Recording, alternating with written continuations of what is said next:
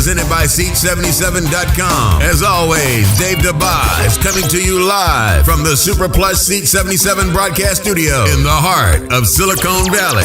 Now, Dave Dabbah. North America, thanks for tuning in to the Dave Dabbah Big Show. And now for a quick rundown of the world of sports.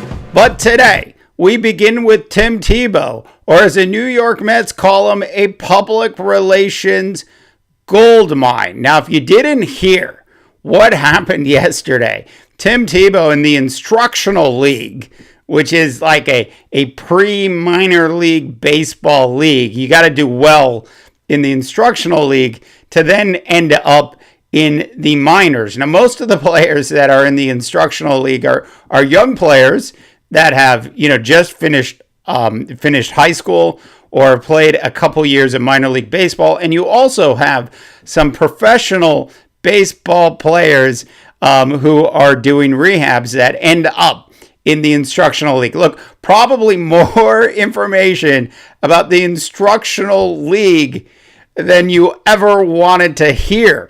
That being said, there is Tim Tebow, the former Denver Bronco quarterback who led the Broncos to an upset victory in the playoffs against one of my favorite teams, the Pittsburgh Steelers, and one of my favorite coaches, Mike Tomlin.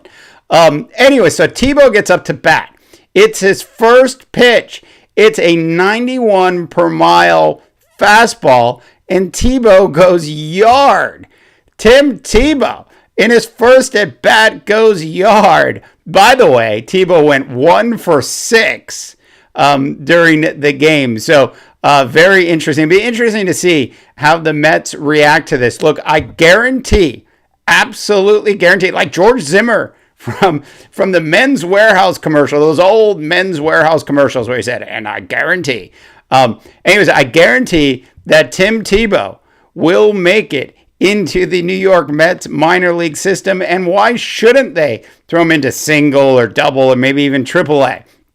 Just see what happens. And if he actually does decently, then next year, go ahead and call him up when you expand your rosters. Look, the Major League Baseball is ridiculous. Like, you get into the last couple months of the season and then you can suddenly expand your rosters. What is that? Can you imagine in the National Football League or in the NBA, as you got closer to the end of the season, if they said, you know what, you can add another 10 players to your roster? It's absolutely ridiculous, Major League Baseball. There's more silliness from the world of Bud Selig, who still thinks he's the commissioner of Major League Baseball. Hey, Bud, you're retired.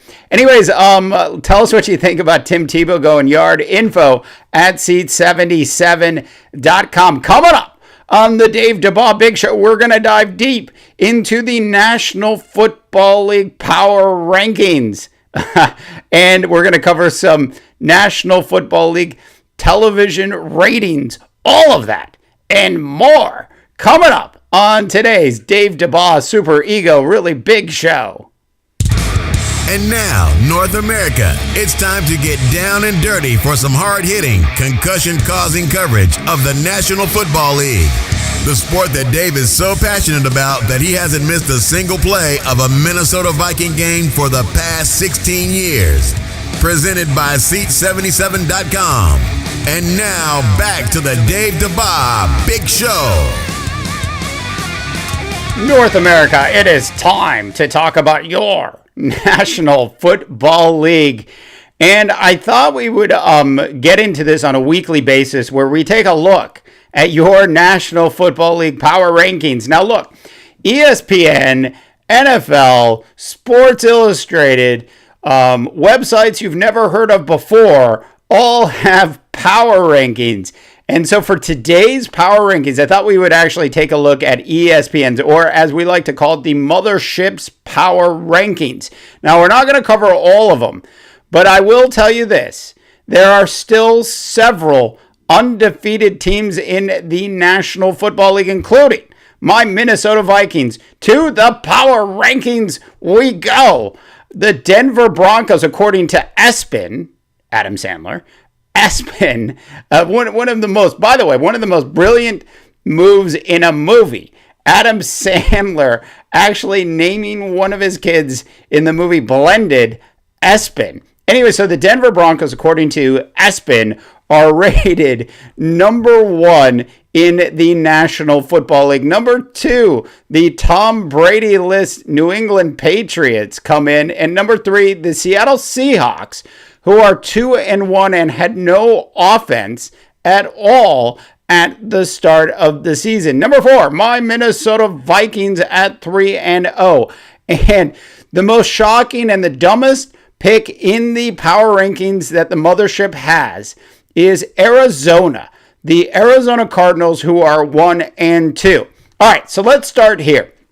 Now, I've been saying this for quite some time, leading into the National Football League season, and I thought that Carson Palmer was done. I think that playoff loss last year has completely gotten inside the head of Carson Palmer. And trust me when I say this, if somebody can get inside the head of Carson Palmer, you can certainly disrupt him from being a good quarterback. Look, he might have to take a couple years off like he did when he went from the Bengals and then pretended to play for the Raiders for a couple years before he ended up in Arizona. Look, the Carson Palmer resurrection is officially over, as are the Arizona Cardinals, in my humble opinion.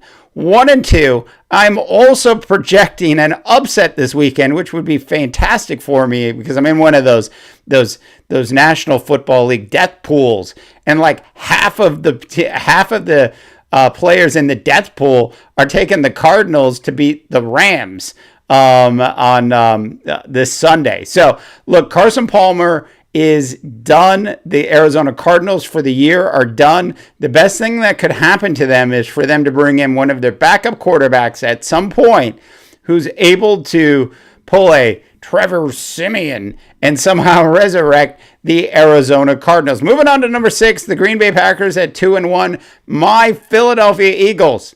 This is the team that I predicted before the start of the season would be good, and that was because of Carson Wentz. We wrote an article on Seat77.com about Carson Wentz before the start of the season, before he was even named the starting quarterback, back when he was technically the third string quarterback for the Philadelphia Eagles. Here's what we had. We had some insight into the Eagle organization. We knew that the Eagles were simply just resting him. They knew what they had when they drafted Carson.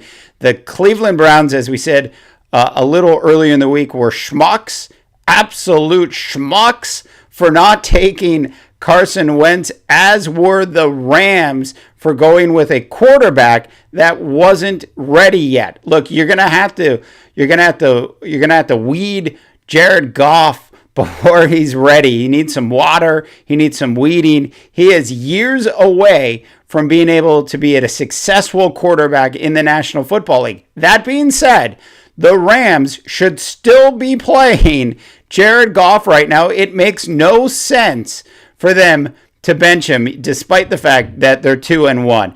The Carolina Panthers come in at number 8, and the Pittsburgh Steelers are 2-1, and they're number 9. And rounding out the top 10 of ESPN's power rankings is the Baltimore Ravens, the other surprise team in the National Football League this year, who are 3-0. What can you say about the job that John Harbaugh has done with this Ravens team? The Ravens defense is actually significantly better than most of us thought they would be. You just don't know what you're going to get with that offense. I actually feel like they should be higher up in the ESPN power rankings. All right, North America, tell us. I want to hear from you. What do you think? Do you think it's crazy that a Sam Bradford-led Minnesota Viking team are ranked 4th in ESPN's rankings? And what about the Arizona Cardinals coming in at number 5? Are the people at ESPN smoking something I want to hear what you have to say. Info at seat77.com. Okay, so moving on to our final story of the day. And as everybody knows, I love to get into reviews of the media. It's one of my personal passions that I love to do. And so I took a look at the National Football League ratings from last week. And here's what I found. Now, if you look at the top five programs on both cable and broadcast TV, the top 5 programs are all National Football League games or pre-games. So you've got the Sunday night game, you've got the Thursday night game, you've got ESPN's Monday Night Football, and you've got a couple of pre-game warm-up shows that make up your top 5 national televised and cable televised games or shows on television over the past week. This is just unbelievable statistics for the NFL. Now, the flip side of that is that the National Football League ratings are actually down from a year ago, despite the games being on Thursday night. That's the exception to the rule, as the National Football League is moving many of its Thursday night games, not all of them, but many of its Thursday night games to national networks like CBS and NBC. And don't forget about Twitter.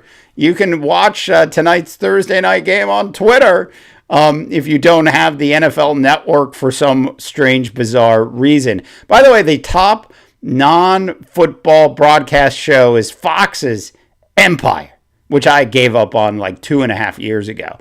Anyways, so it's very interesting. But, the rumor, about why the ratings have been down a little bit in the National Football League is ridiculous. Absolutely ridiculous. That there's some sort of backlash to the players for taking a stance about the social injustice that has actually been going on in North America as it relates to the police.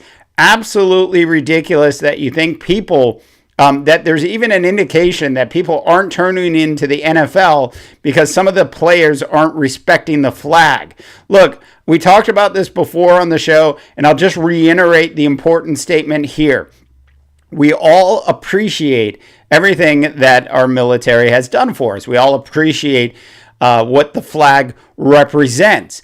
But if you are a believer in freedom and free speech, it is in the rights of these players to take a stance. And why not take a stance someplace that's actually going to get them attention?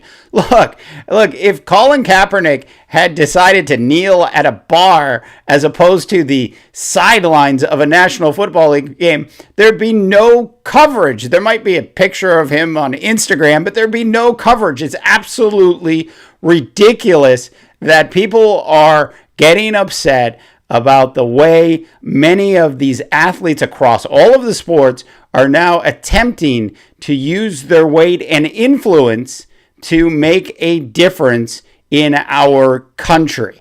All right, North America, tell me what you think. I want to hear from you. Info at seat77.com.